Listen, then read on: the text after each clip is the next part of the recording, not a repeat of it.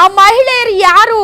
ಆತನ ಕಚೇರಿಯಲ್ಲಿ ಕೆಲಸ ಮಾಡೋರು, ಕಷ್ಟ ಹೇಳ್ಕೊಂಡು ಆತನ ಬಳಿ ಬಂದವರು, ಅಥವಾ ತನ್ನ ಕಾಮದ ಚಟಕ್ಕೆ ಬಳಸಿಕೊಳ್ಳುತ್ತಿರುವಂಥ ಹೆಣ್ಣುಗಳು?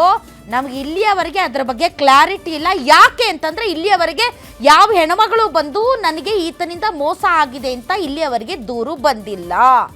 ಆದರೆ ಈ ವಿಡಿಯೋ ಏನಿದೆ ಇದು AI. ಇದು 8 ವರ್ಷಗಳ ಹಿಂದೆ ನಾನು ಆ ಭಾಗದಲ್ಲಿ ಕೆಲಸ ಮಾಡ್ತಾ ಇದ್ದೆ. ಆದರೆ ಇದು AI ಜನರೇಟೆಡ್ ಅಂತ. ಈ AIಯೋ ಹೌದೋ ಅಲ್ವೋ ಅನ್ನೋದರ ಬಗ್ಗೆ ಈಗ ಅಷ್ಟೇ ಕ್ಲಾರಿಫೈ ಮಾಡಬೇಕಾಗಿದೆ, ಕ್ಲಾರಿಟಿ ಸಿಗಬೇಕಾಗಿದೆ. ಆದರೆ ಈ ವಿಡಿಯೋ ಇದೆ ಅನ್ನೋ ವಿಚಾರ ಬಹಳ ವರ್ಷಗಳಿಂದ ಕೇಳಿ ಬರ್ತಾ ಇತ್ತು, ಅಟ್ಲೀಸ್ಟ್ 2 ಇಯರ್ಸಿಂದ. ಆದರೆ ಯಾವುದೋ ವಿಡಿಯೋ ಸಾಕ್ಷಿಯೇ ಇಲ್ಲಿಯವರೆಗೆ ಬಂದಿರಲಿಲ್ಲ. ಇದು ಒಂದು ಕಡೆ.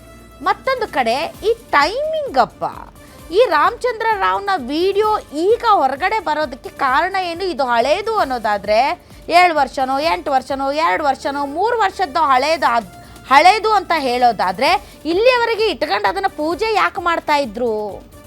ಈಗ ಅದನ್ನು ಬಿಡುಗಡೆ ಮಾಡೋದ್ರ ಹಿಂದಿನ ಇದು ಉದ್ದೇಶ ಏನು? ಇದರ ಹಿಂದೆ ಏನಾದರೂ ವ್ಯವಹಾರಗಳು ಆಗಿದಾವ? ಇದನ್ನು ಇಟ್ಕೊಂಡು ಯಾರಾದರೂ ಬ್ಲ್ಯಾಕ್ ಮೇಲ್ ಮಾಡಿದಾರಾ?